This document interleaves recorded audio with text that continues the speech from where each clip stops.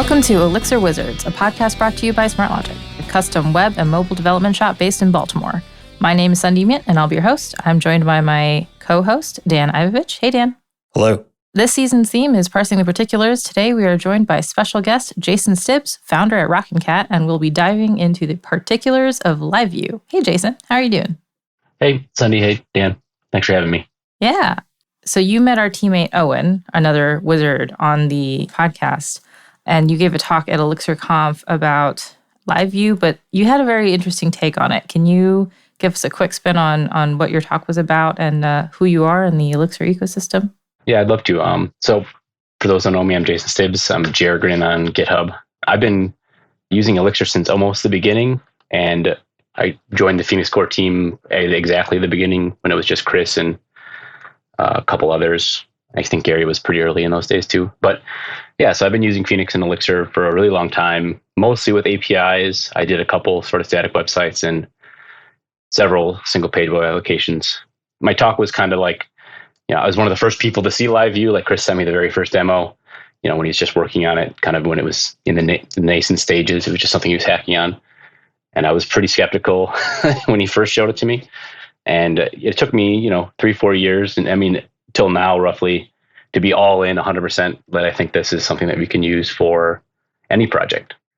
Yeah, and that's kind of the premise of my talk. I kind of walk through my background and how, why I was so nervous initially and how I came around to it. My professional background is I do a consulting firm very similar to, not too different than SmartLogic. We do custom development, web development, mobile apps. We've been doing that for about 11 years, and one of the first people to probably irresponsibly put Phoenix into production, but it turned out to be a great bet. So it wasn't actually irresponsible in hindsight, but worked out. Nice. It's interesting. I feel like a lot of people get presented with new technologies and are immediately like, no, hold on. And just kind of have a knee-jerk reaction. Was that sort of what happened to you? Or was there a little bit of a more informed, hold on, kind of decision happening there? I wish my talk was available so I could send people to go watch it, but it's not up on YouTube yet. But yeah, it was more of an informed. It was a little bit knee-jerk, but it was more informed. So I've been doing web development for a really long time. I'm not sure. I used to do C#.NET development with a technology called web forms. And if you're not familiar, it's not too different than LiveView, except for it was written for C# and .NET. Before threading and multiprocessing was a big deal, and .NET doesn't have an actor model or can't handle millions of processes. But you would write all your web code in C#, and you'd have click handlers and button handlers and form handlers all in C#. And it would use an incredible hack where it would take the entire state of the C# app, base64, encode it, and then put it on the web page and send it down to the client. And then whenever they did anything, clicked a button or browsed or did anything, it would take that giant blob and send it back up. And you could store that in SQL Server or a file system instead as your session, but that's how they did it. So I had a lot of experience with that model where you write your web code, but all in the back end. And initially, when I first saw LiveView, it was a lot of flashbacks, a lot of not so great memories and feelings. And there's several technologies that predate LiveView. They don't use WebSockets. Some of them do.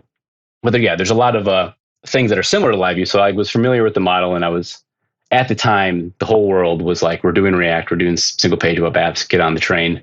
The whole ocean, and everyone was like, this is the new thing, and don't deviate. It's funny to see Dino or Deno and other frameworks kind of come back to the server, and everyone's talking about islands and server rendered pages. And it's just fun. It's weird to see how it's all cyclical, but initially it wasn't as knee jerk as some people's reaction was. And I go into it a lot more in the talk, but it was informed by some not so great .NET experiences. I relate to a lot of what you said. I think we've been on, kind of very similar journeys over time, and the cyclical nature of this industry and technology and everything else is always interesting to me, and kind of where things are landing. And I, for some similar reasons said, hey, let's not go all in on LiveView right away. We have patterns that have generally been working. React SPA is not one of them. We did some attempts at that, and that had a lot of problems on its own. And I think this past ElixirConf, I unfortunately didn't see your talk. I'm looking forward to when it is available to see it. But, I think I finally kind of heard enough there just generally and Chris's keynote and seeing kind of, where things are. I've kind of come around on it quite a bit, and we've done some more recent experimentation with it that I feel pretty optimistic about. And certainly the feedback from the team is strong. But yeah, definitely we're always a little cautious to jump into things, just to make sure that it is going to work for us in the long run. And, we've got applications we've been supporting, 11, 12, 13 plus years. And, you make those tech choices and you got to live with it. Yeah, you really do. And part of what really changed my mind recently was the functional components and, having Keeks be in line with your code. And some of the stuff that's just came out with Phoenix LiveView with attributes and the accessors, and the JavaScript API is just brilliant. I can't remember if Chris came up with that or Michael came up with that or whoever came up with it, but I think that's just like an incredible hack. Maybe not hack's the right word, but an incredible API that we could do. And it just, I had a chance to work with some younger engineers and developers and watch front end people learn LiveView and learn the experience with it. Like, I still was using it for clients and customers and stuff when they requested it and stuff, but it wasn't like I'm all in, I'm going to do this for everything. And I had a chance to work with some younger engineers who came from React in the front end and learn it. And just to see how quickly they went from, basically no Elixir experience to a very productive and like actually making things happen on the screen in very little time. That you don't have that in React. Like if you do, you have to like have mocked objects or like dummy data, and then you hook up the API and you have to do all this stuff just to make it actually work. And I don't know, that experience really changed my mind and like opened my eyes to like, wait a second, this is actually something that we can totally do. And then I wrote a full project in LiveView that just really kind of cemented it for me. I didn't really want to go back to React and the JavaScript. Yeah, I think that kind of first project is key for a lot of people, right? And that can be the make or break, right? You can have that first project that goes horribly, or you can have that first project that's super successful. And like our first Elixir Phoenix project was, it was like, okay, this is, it's a couple weeks to get this kind of MVP out. If it goes poorly, like we'll rewrite it in Rails in about that same amount of time, and so it was like, all right, now's the chance to give this thing a shot. And that went crazy well. And, leaving active record behind was a welcome change for me personally. So, we've been more and more on the Elixir space as we can. And this whole show is because of that. I want to ask you, Jason, how do you find yourself as a Phoenix core team member? I feel like we hear these words and it just sounds like there's like a floating Elixir logo next to your Twitter bio or something. Like, how does that happen? Well, for me, I was just at the right place at the right time. Like, I was using Lecto and Phoenix and Elixir when they were not as good as they are today. So like I was finding bugs constantly. I was in an IRC chatting with Chris and Jose. I found a lot of bugs in the early days. Like that was kind of the joke, is just let Jason test it for a bit. And I'll just figure it out. And I still quite find edge cases. And there's this part of my brain where it's like, when I find something like that, I just can't let it go. Like I have to figure out like, why is it behaving that way? So like there's a lot of more recently, I haven't done as much with the Phoenix core team stuff, but like, just been around and I find bugs and I try to push Chris and Jose to think a little bit differently. But like anyone can be a part of the core team. It's just kind of, I'd say it was more luck than anything. Like I was in the right place at the right time, helping out and doing stuff. You look at the contributor graph, a lot of it's front loaded for me. It's not nearly as much as Chris, but Chris is getting paid for it. But we recently added Christian, I'd have to look up his name, did the storybook. He did such a great job with storybook, and we were going to do a storybook thing. And it's like, why should we do a new thing? We'll just ask him if he wants to be part of the core team and work on it. And Clay got recently added. It's not really like an official designation. People come and go. Like there are people who will come and do a lot of work and then just kind of fall off and disappear. But, they're part of the core team still, I guess. And there's, a Slack or whatever. But it's really just a way to communicate about stuff without having to like post to the forum publicly and get a lot of public feedback before something's even baked or thought through already. Chris and Jose are still doing the vast majority of work, but occasionally people show up and do a lot of work, and then they kind of fall off, or maybe some people stick with like one area and kind of work with it and help improve it. Like Gary has done a lot of work with, or Gasler has done a lot of work with the generators over the years and documentation as well.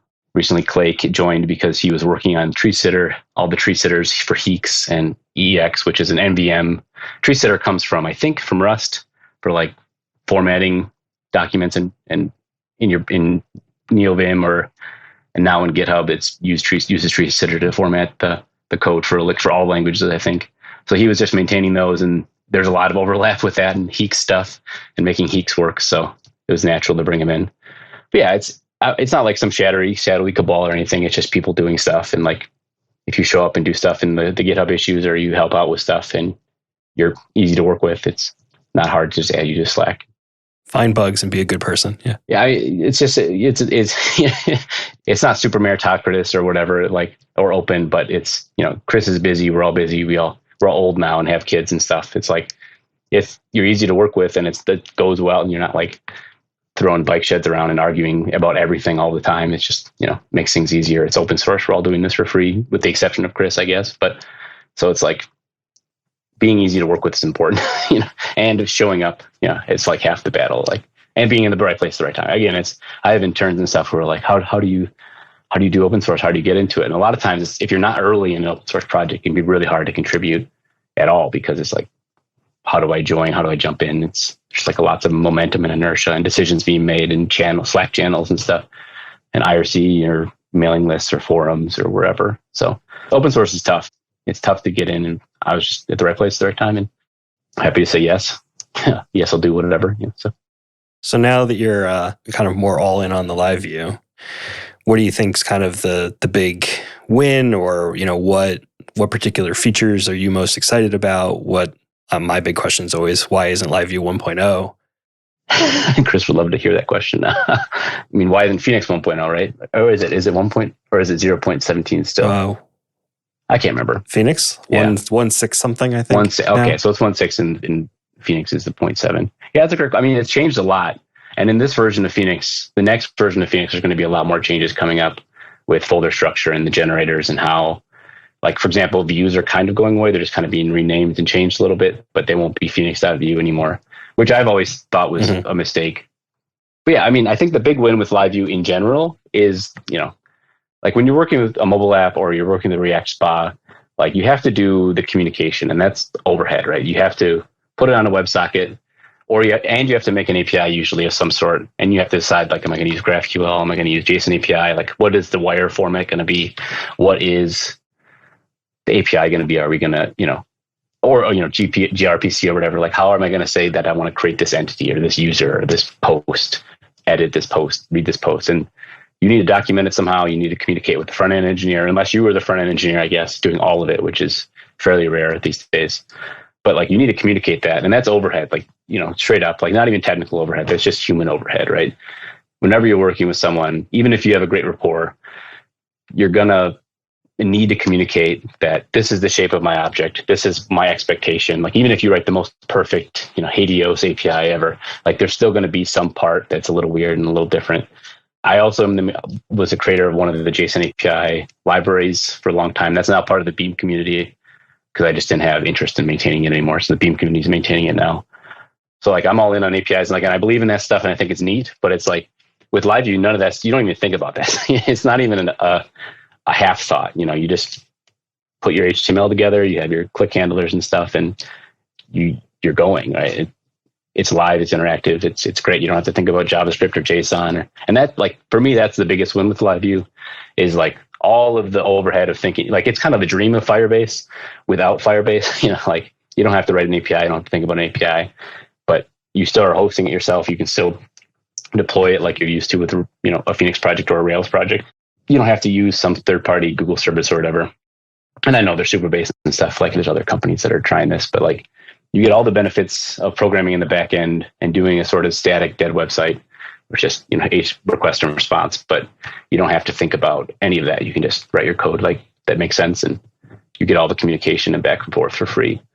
I think that's fantastic and great. And like, for people like me who have experience with HTML and CSS, and I'm not afraid of, I've written a lot of React by incidents of just, by the nature of being web adjacent, you end up writing JavaScript.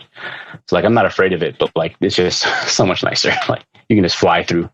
I've had customers and clients like estimate, like, this is going to take weeks and weeks because that's how long it would take the React team to do. And then it's like, you're done in a day or two, and it's just, it messes up their planning, but like, you feel pretty cool and powerful. But like, it's just the nature of it. All that communication is gone, technically and socially. Like, just, it doesn't exist anymore. Poof. I think that's the biggest one with LiveView, personally. Mm-hmm.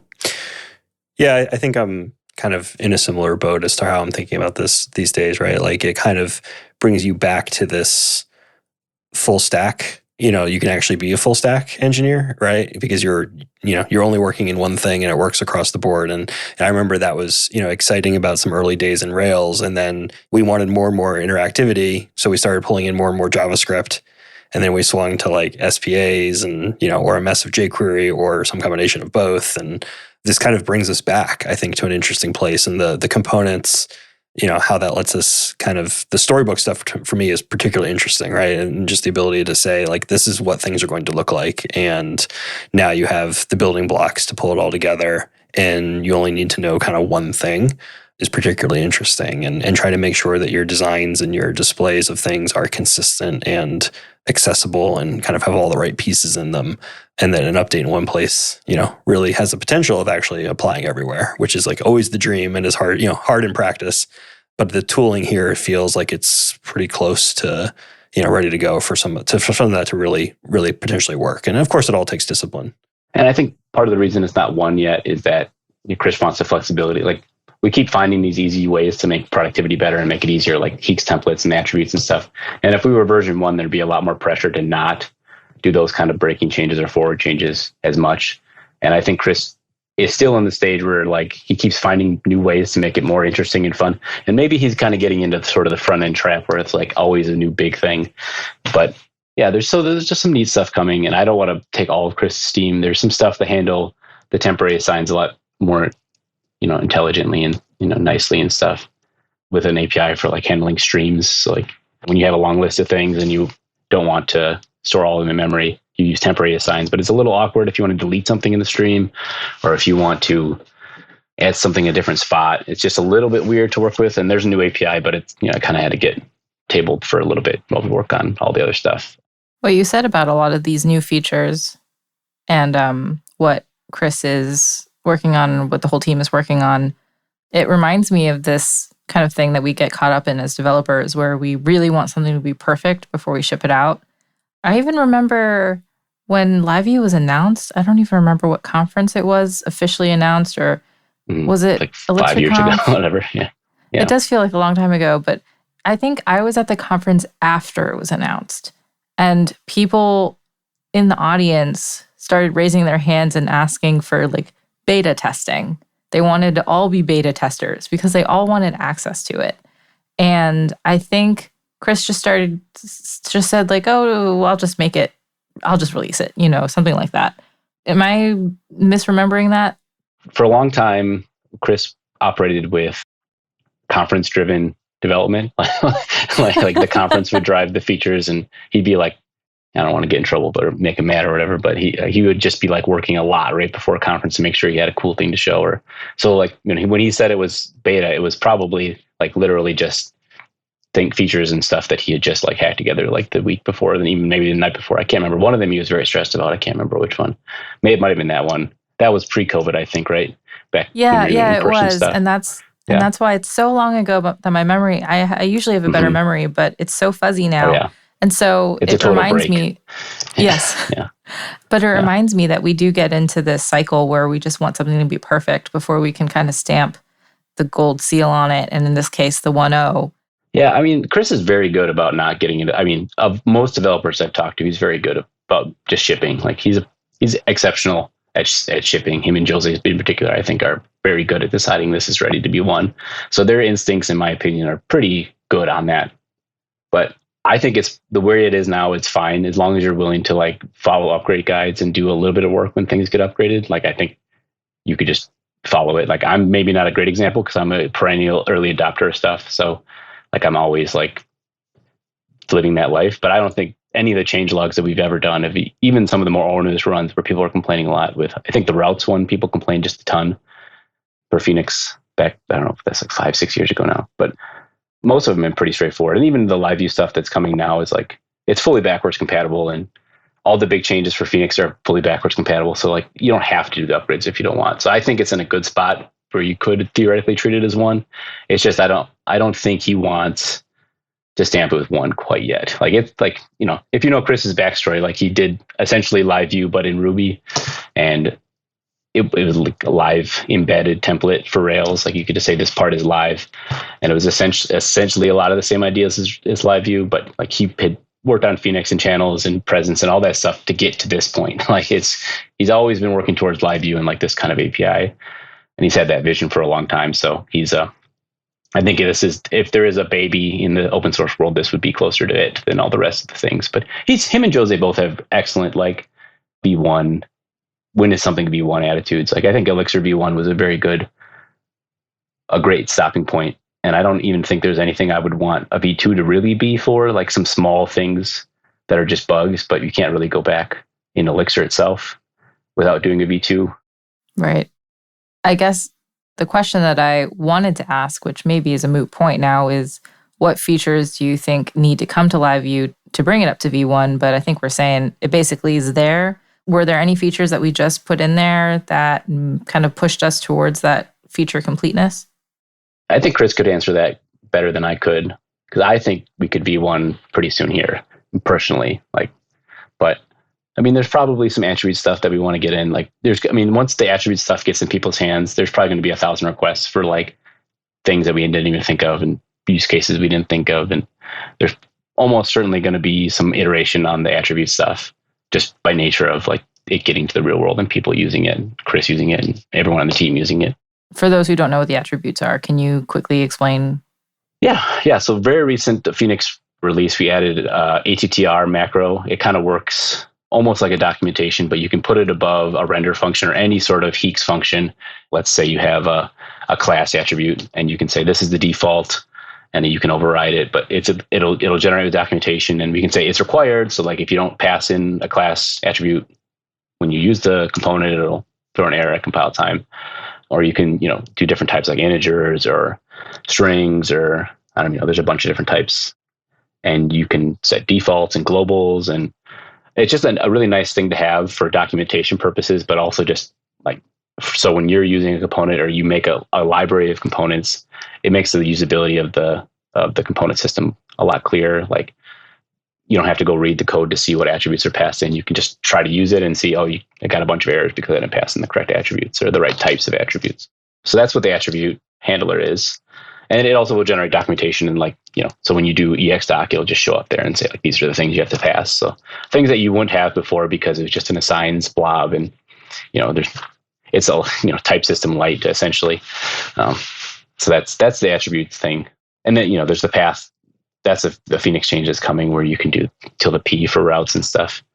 I've been on that saying we should be doing that since like the very first version, because I've always hated the routes helper and routes handlers, but it's like a handover from Rails, and Chris was a little bit proud of his macro. The mixed phx.routes? Yeah. So like, if you have like a get users, it'll be like users_path function that it'll generate. And you have to remember how it generates paths and why. Like, so if it's like a company /ID/user, it'll be company user path or something like that. And you just have to remember like, this is how it generates it, or you have to call that mix helper. I do call that mix helper a lot. yeah. And even Chris gets it wrong. Like every time. I've been saying since the very beginning, we had to get rid of it. So that's one of my bugaboos.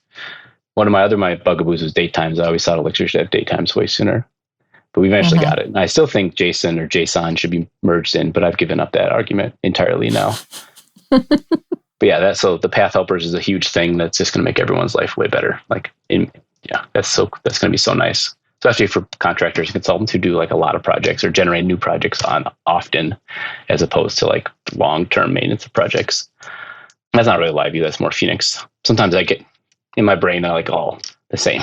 So we can call this behind the scenes of Phoenix and LiveView instead of Phoenix LiveView. Yeah. What do you say? Yeah? Sure, yeah. I think that lack of distinction is what makes some people nervous, right? Like people who like Phoenix are like, oh, LiveView is going to ruin my Phoenix. I mean, they may not like this next update, but I don't think it's going to ruin your Phoenix, because like there's nothing stopping you from just using Phoenix as you do today. Like, I mean, you could use Heeks templates, or you could use EX templates for not stopping you or making you choose. Like, I think the experience will be a lot better if you use Heeks.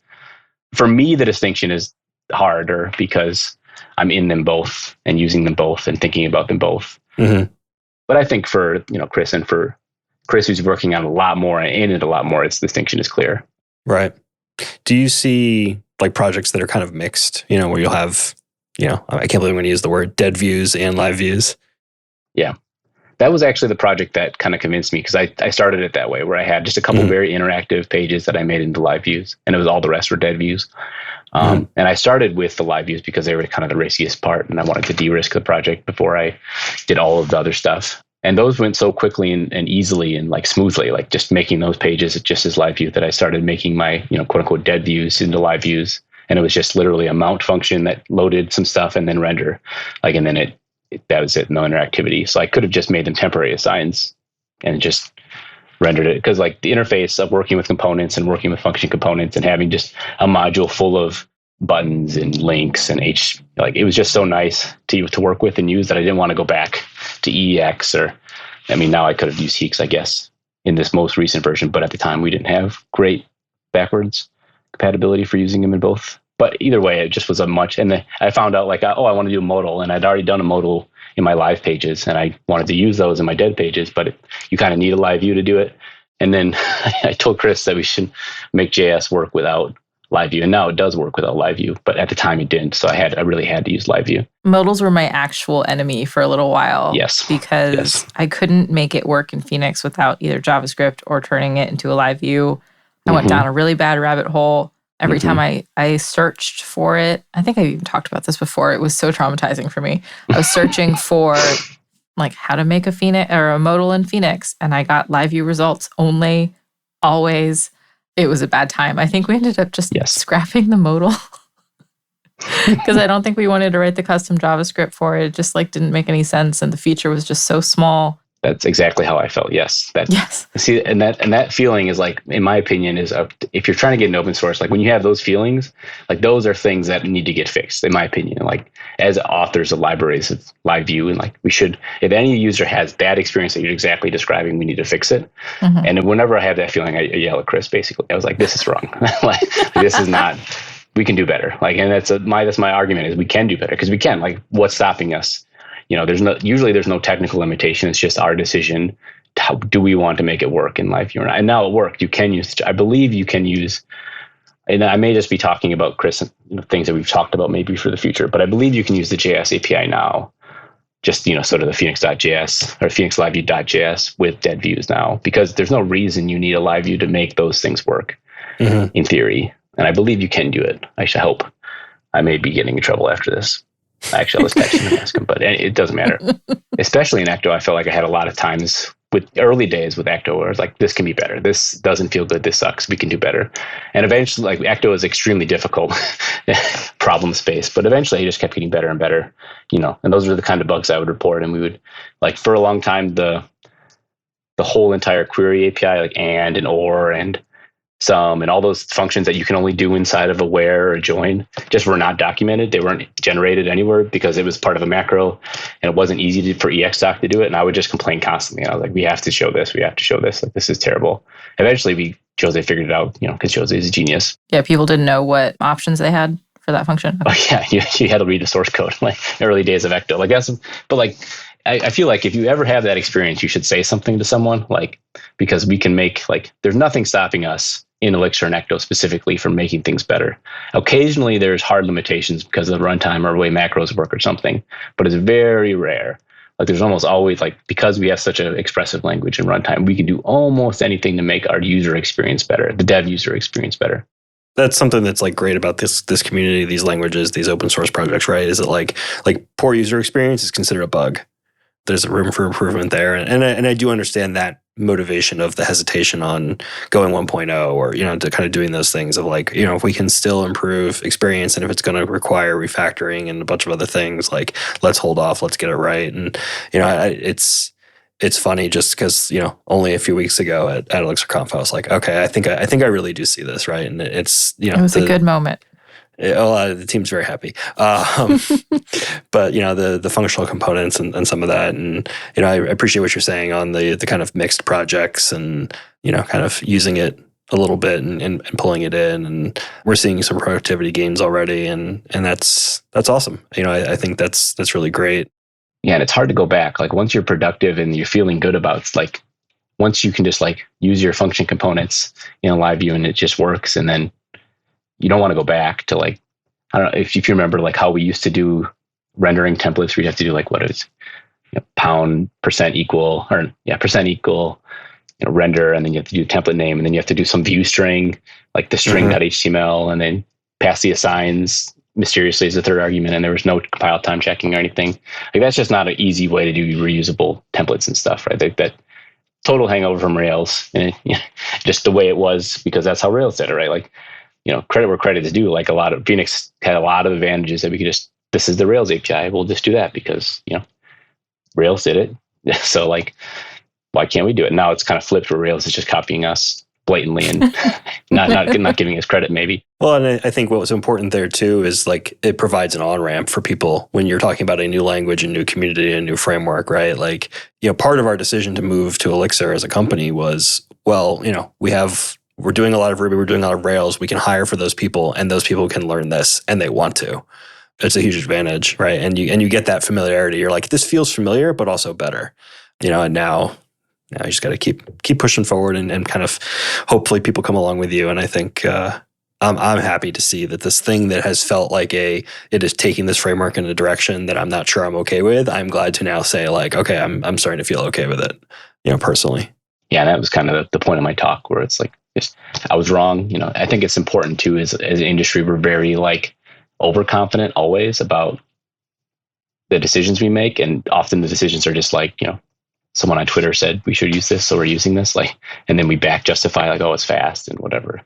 Like, we don't often go back and say, well, maybe React was a mistake. Like maybe some of the decisions that the React team made were a mistake for us. Like we're not comfortable doing that. And I think as an industry, we should get better at doing that. Like we made a mistake, things are better now, or if we can do something better differently. And why did we make a decision? Like, why did we make the mistake in the first place? And, or why, maybe not even a mistake, but like, why did we make a decision and why do we change our mind? That was kind of the point of my talk, is it's okay to be wrong about things. Yeah.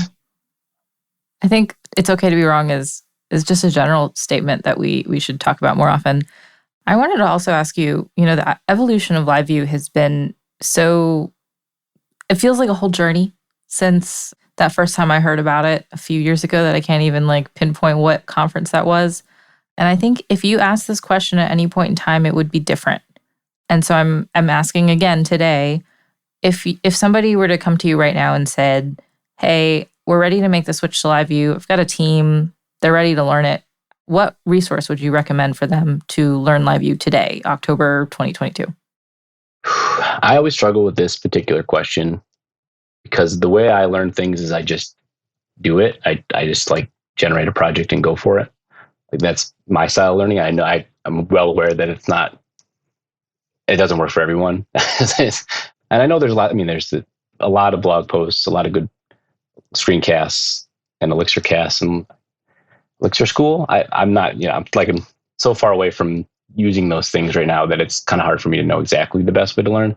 But in my opinion, I think from the very beginning of Phoenix, like the generators have always been our primary tool for education, and the guides are okay.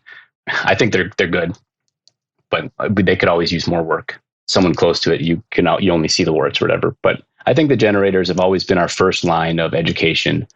And if you want to learn Phoenix and LiveView, my suggestion is maybe wait till the next version of Phoenix. It's coming soon, or go off master and then just do mix Phoenix.gen new, and just try it out. Generate a LiveView.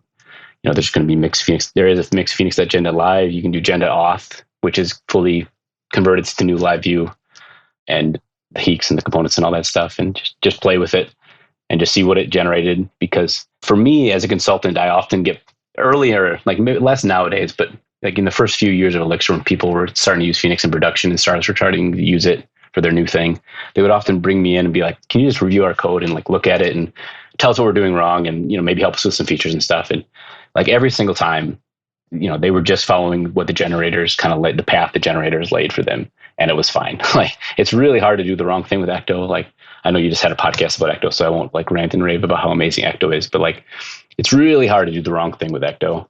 And that's by design. Like Jose did a fantastic job.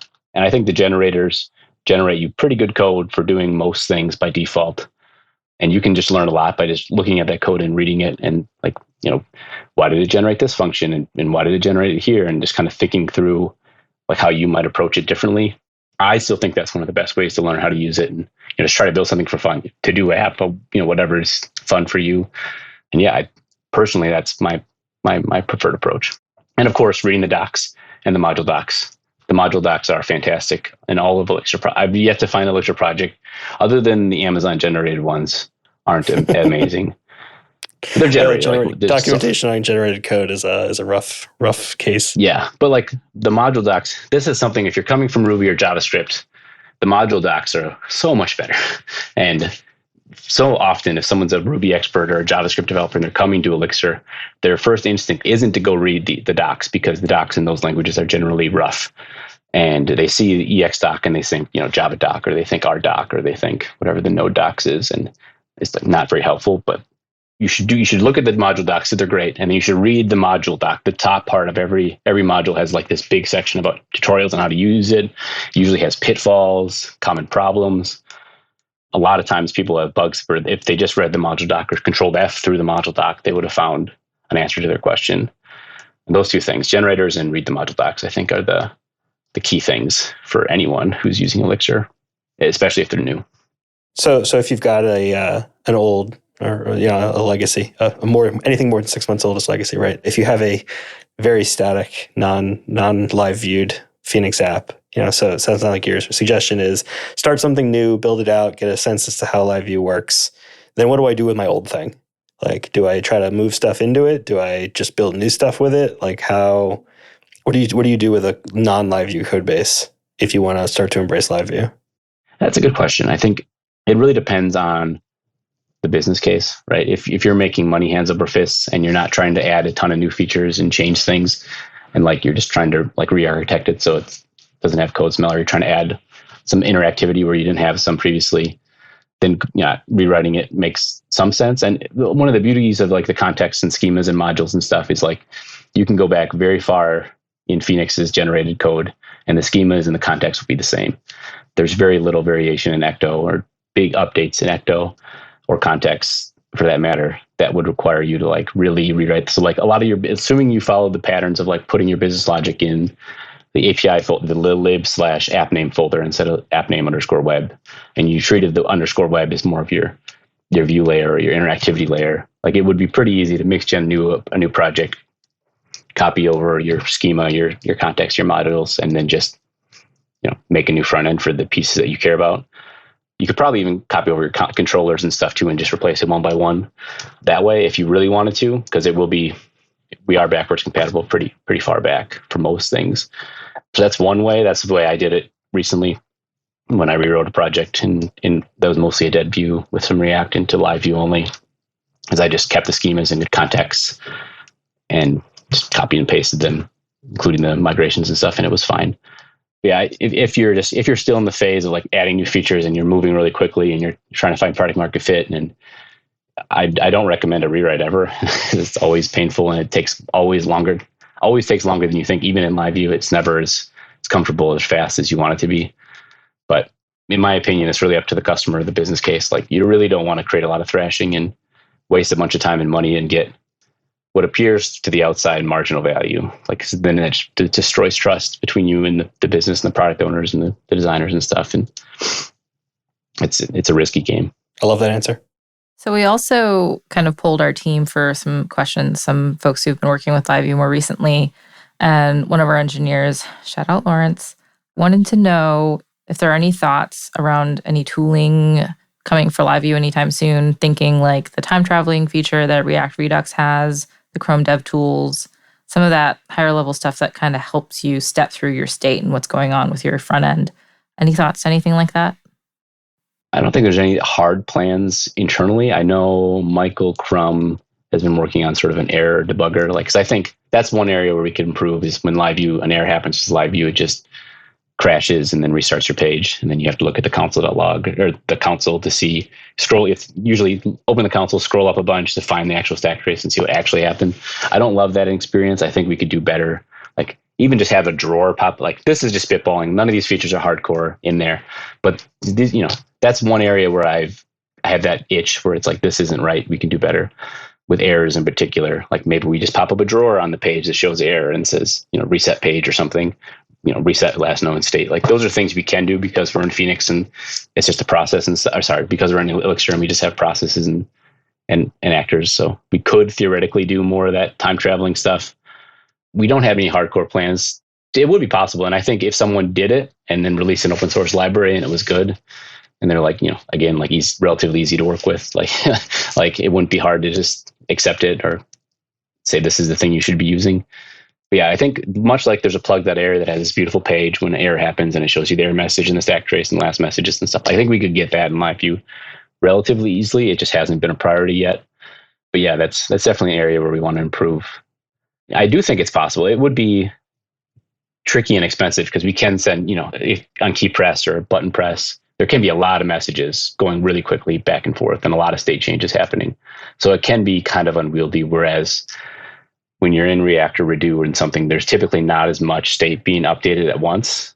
It's usually a button press or like there can be a lot of state, I guess, if you're doing. So I don't know. It would be possible. It would just be a little intrusive and you'd almost have to make a new LiveView macro that like wraps all of the events and captures them, or it wraps every state change and captures it. And then, it acts as like almost a proxy between, and then you'd want to not load that in production at all because it would be super slow. But yeah, I think there's a lot of opportunity, like sort of like the Django toolbar. I don't know if you're familiar with that, or the Rails toolbar, or I think we can do more stuff like that.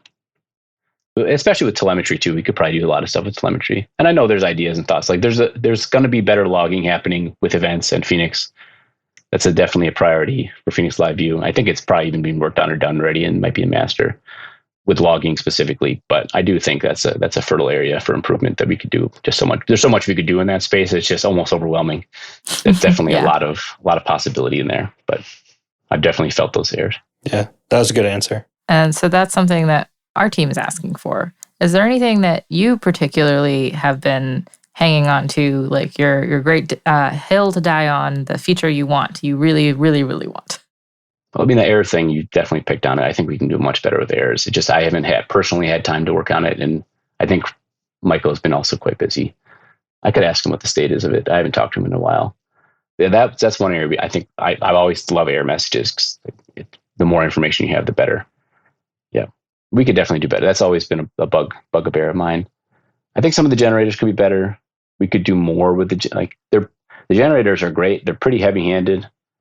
Like they generate a lot of stuff, and we don't have the smaller, finer grained generators like Rails has.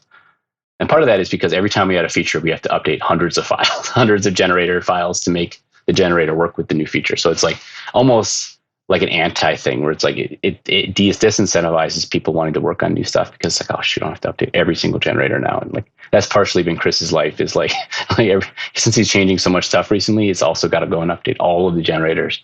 Like the auth generator, like Patrice did just a ton of work to update those to LiveView, and it's just a tremendous, humongous effort. And it's mostly manual, like going in and updating each thing and making it look right. And people miss stuff. If like there's a lot of just errors and stuff. And the only way to know is to test it a lot in different scenarios. And so that's one of my bugbears. We could do better with the generators. I have to do it though. And I just, limited time at the current moment in my life. I don't have as much time as I did when I was younger and didn't have kids and stuff. Well, and I think that's an important, how important that is. I mean, in one sense, is like you're saying, it's a impediment to some degree, but it's also like it also matters, right? And we talked about how those generators help people learn, they help people get started, they help you establish the patterns that are what the core framework says are the ones you should use, which will make your life easier in the future, hopefully. The fact that it matters is a good thing. Oh yeah, the change Chris had in the recent LiveView with the components file. So like it'll generate a components file, which just has like the H tag and the form tags and the buttons, and it's all the stuff that the generator is just going to use by default. So like previously, when you use the generators, it would generate a bunch of HTML with some classes on it and stuff. And usually the first thing you did is go in there and throw it all out and, right. and like put your version of it, or you just stop using the generators entirely. Or if you're really smart, you would make your own mix folder and you'd put, or in priv, you'd put a templates folder and you'd override the default generator. But like almost nobody did that. No one knew you even basically could do that. So like you just wouldn't use generators. You'd most likely copy a controller over or a view over and rename it or something if you were going to do that. I think with the components file, just having the default stuff, and then if you want to change what a form looks like across the entire site, you change the components file. And then you can use the generator again because they just use the form and the inputs, and they're already using your styles. I think that makes a big difference in that sort of usability and open source maintainer usability as well, because we can just update one spot to change the styles instead of updating a dozen spots. Well, and that kind of changes it from getting started tooling to adding component. You're adding stuff. Exactly, tooling, right. And right now it's a big difference. Started tooling. Yeah. Exactly. Yeah. Huge difference. Cool. I think as cool as it is to do this like deep dive behind the scenes on LiveView and Phoenix from a core team member, I think the thing I will remember and take away from this, Jason, is just like your spidey sense for bugs and just that idea to listen to your gut. Because I feel like a lot of developers will just encounter a bug and they're trying to do something else and will figure out a way to deal with it, get around it, comment out that line of code just for now, and then come back to it, and then they don't. And so I absolutely do that too. Yeah, I take a note usually, or I take a reminder, or I just like message. Like I obviously have access to Chris, I'll just iMessage him or whatever and be like, this sucks. Then I'll go back to fixing it and pushing through. But like not everyone has that, I know, but I definitely trust your gut. If something feels wrong, it's usually a problem. It's either a problem with documentation, it's a problem with generators, or it's a problem with the library and framework, in my opinion. I still feel that way sometimes about the anonymous function syntax. I wish there was a way we could have got past that before version 1, like the dot parentheses. I hate that, and I've always hated it. But like, there's a lot of things like that bug me. Things that I wish we could do, but are just hard because that would require version 2 of Elixir, which is not going to happen. Yeah. So maybe asking the audience to just listen to their gut every once in a while. Do you have any other final plugs or asks for the audience? Any place where people can reach you on social media or anywhere that they can get involved to contribute and start finding these bugs themselves? Yeah, absolutely. So you can find me on Twitter. I'm Peregrine, like the bird, with a P, and I'm on GitHub. I'm Jerrigan with a J because the bird was taken on GitHub. And yeah, I mean, right now, like if you want to help with stuff like, pulling master and trying to install the generator, the installer locally on some just test projects and stuff, and just seeing if it outputs exactly what you'd expect for your use case. A lot of us are doing that right now, and there's lots of PRs right now with fixing just random spelling errors and issues and problems that just got missed because it's a lot of files updates. So it's just human nature. That's one way you can help the Phoenix project. If you find a bug, like before doing a PR, like try or an issue or something, and maybe just try taking a look and seeing if you can fix it or figure out what the core issue is. Because I mean, a lot of times it's not that simple, but like a lot of times it is as well that simple. like it's Elixir code, and the most complex bits are usually in the JavaScript actually right now, and that's just like typical. The JavaScript side of things is extremely difficult. And like chasing down bugs, yeah, it's exactly typical. Yeah, it's so like if you're familiar with JavaScript and comfortable with it, like there's a lot of room in there for helping out and fixing bugs and finding bugs. And there's a lot of things too, right? Like if you're working on something and the LiveView reacts just a little weird, that's usually a JavaScript bug or something. Like right now, if you're on master and like you just click a link or something, like an error might pop up. And that's just a browser behavior because it's impossible to know when a user actually leaves a page and the browser decides when to close a WebSocket or open one. So like there's all kinds of weird stuff that you can, if you feel like something's weird or it doesn't look right and it feels wrong in your gut, like definitely report it on the issue tracker and if you can, isolate it in a new project, like Mix Phoenix at a new project and just isolate it and push that to GitHub. Like that's a humongous, like that saves everyone on the Phoenix team a ton of time because we can just git pull, run your code, see the error ourselves instead of having to try to like make a use case. Like those things are incredibly helpful if you can like find whatever bugs you find and isolate it in a demo project or a test project. Just throw away code. No one cares what it looks like. No one's going to review your code and think less of you. Like the most important thing is getting the bug fixed. And yeah, just try to be nice. Everyone's humans. We're all trying our best and doing work for free basically. So if you can be nice, it goes a long way. Help out, be nice. Take that away. And trust your gut. Yeah. And trust your gut. Exactly. Well, great. This was super informational, and I really appreciate you coming on to chat with us about that. So that's it for today's episode of Elixir Wizards. Thank you again to our guest, Jason Stiebs, for joining us. I am Sundie Miant, and my co-host is Dan Ivovich. Elixir Wizards is produced by Hanger Studios and is brought to you by SmartLogic. Here at SmartLogic, we build custom web and mobile software. We work in Elixir, Rails, React, Flutter, and more. Need a piece of custom software built? Hit us up. Don't forget to like, subscribe, and leave a review. Your reviews help us reach new listeners. You can find us on Twitter at SmartLogic or join the Elixir Wizards Discord. The link is on the podcast page. And see you next week for more on parsing the particulars.